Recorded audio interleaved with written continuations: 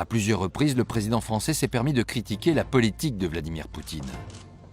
Le président russe n'a jamais réagi à ces attaques, mais lors d'un tête-à-tête, Nicolas Sarkozy va lui en donner l'occasion. Nicolas Sarkozy, très sûr de lui, commence à dire « Avec moi, on va parler des sujets qui fâchent, il n'y aura aucun sujet tabou. Les centaines de morts en Tchétchénie, pour moi, c'est inadmissible. Ania Politkovskaya, la journaliste russe assassinée, pour moi, c'est inadmissible. » Vladimir Poutine, écoute, commence par juste laisser parler Nicolas Sarkozy. Il l'observe et il laisse un temps de silence. Un temps de silence qui d'ailleurs installe une certaine gêne. Et puis il prend un air un peu narquois et lui demande « C'est bon, t'as fini là ?» Sarkozy « Oui. » Bon, alors je vais t'expliquer. Tu vois, ton pays, il est comme ça. Mon pays, il est comme ça.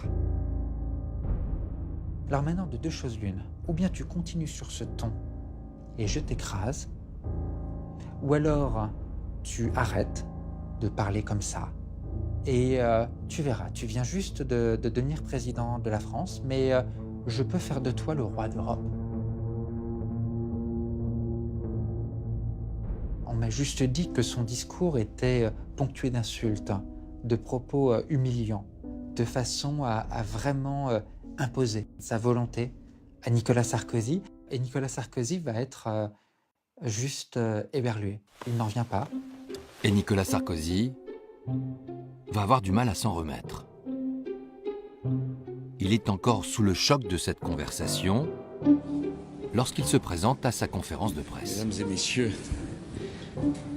qu'est-ce que vous préférez, que je réponde aux questions? Alors, y a-t-il des questions? Dans la salle, tout le monde s'en rend compte. Et les journalistes s'amusent à penser que la rencontre avec Vladimir Poutine a été un peu trop arrosée de vodka. Les commentateurs de l'époque avaient oublié que Vladimir Poutine, lui, ne boit pas ou pratiquement pas, et Nicolas Sarkozy non plus d'ailleurs. On a eu cette interprétation sur la soi-disant ivresse de Nicolas Sarkozy, alors qu'il était en fait simplement KO debout du fait de l'humiliation que venait de lui infliger Vladimir Poutine. Nous avons évoqué tous les sujets, la Tchétchénie, la journaliste, les droits de l'homme, les droits des homosexuels. Nous l'avons fait calmement, sereinement, mais je l'ai fait sans aucune agressivité.